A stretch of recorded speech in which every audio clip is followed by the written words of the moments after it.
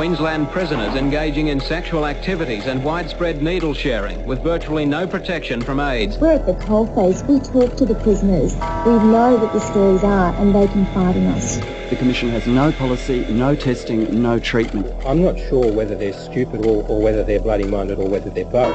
Another political bun fight brewing in Brisbane. Queensland Health is funding a float In Sydney's annual gay and lesbian Mardi Gras. How many other of these very weird projects is the Health Department funding? I think it's a sound health promotion strategy, and I think it needs to be emphasised as a health promotion strategy, one where the whole community is involved. Did you agonise about this confrontation with your mum and dad, Paul? Yeah, I suppose it was something that I'd been thinking that I wanted to do for a number of years. I don't know whether I'd call it a confrontation. It was more of a chance to finally let go of something that I've been hanging on to for a long time and being honest with my parents. Do you think they had any idea at that point?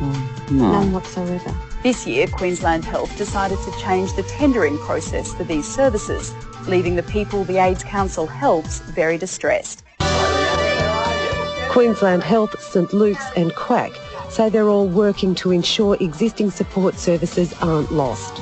But ultimately, QAHC's approaching it in the sense that we're trying to do the best we can for the community. For the first time, women from all parts of the community joined the government to help combat the deadly disease. The luncheon brought together women from all sorts of groups, conservative and radical. I'm extremely impressed with the broad spectrum of people. The main weapon is awareness, spread through information kits and education. Overcome the virus.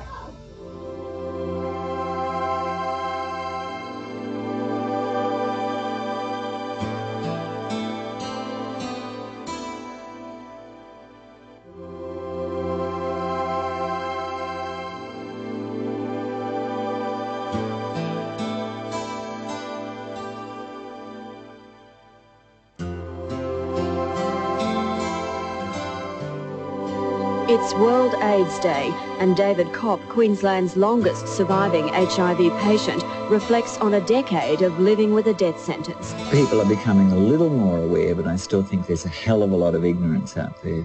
And I think a little more care and compassion would go a long way. World AIDS Day is the day on which we reflect upon the impact of AIDS on the world and on individuals. It's as if a single day is no longer enough to bring the messages of AIDS and to reinforce the needs for awareness about AIDS and HIV. As you remember our loved ones, let us remember the unique gifts and qualities, their joys and sorrows, the pain and suffering they endured, and the goals and achievements they obtained. For surely the greatest gift anyone can give is an expression of their individuality. A moving vigil in Brisbane overnight for the victims of AIDS. More than 4,000 people marched through the city to show their support for AIDS sufferers around the world. A memorial service was later held at King George Square to remember those who've already fallen victim to the virus. It's a clear indication of the progress made by my community that I am able, as a positive woman, to represent those living with HIV in Queensland. My message for the vigil is that barriers have separated us, that they need to come down.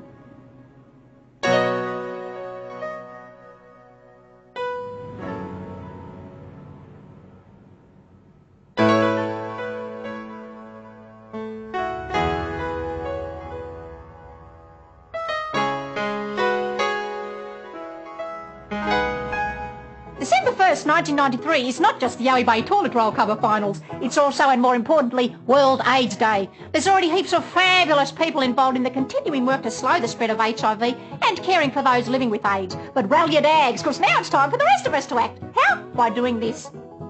It's simple. Just look for the boxes with the Cindy Crawford lookalike on them at your local shopping centre. Buy one red ribbon for $2 or buy 50 for... Oh, well, you work it out. Whatever you do, support World AIDS Day and support those living with AIDS. Got to apply. Yeah!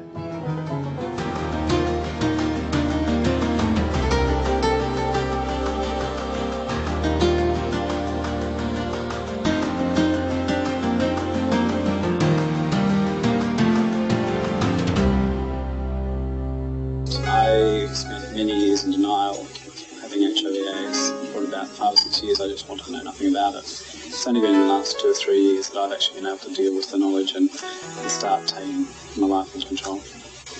Yes, I agree. I've simplified my life dramatically and taken on new purpose and priorities.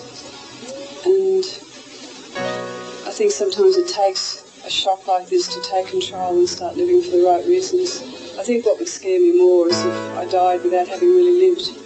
You get caught up with living and money and power and possessions and all those sorts of things, and when you actually have to face your death, you realise how important life is.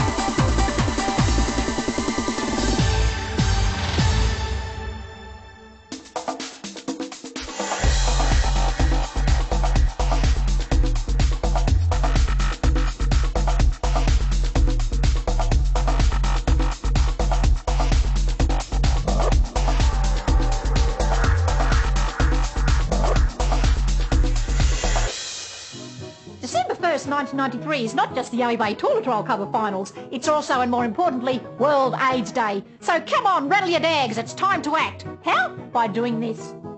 It's simple. Just look for the boxes with the Cindy Crawford lookalike on them at your local shopping centre. Buy 1 red ribbon for $2 or buy 50 for...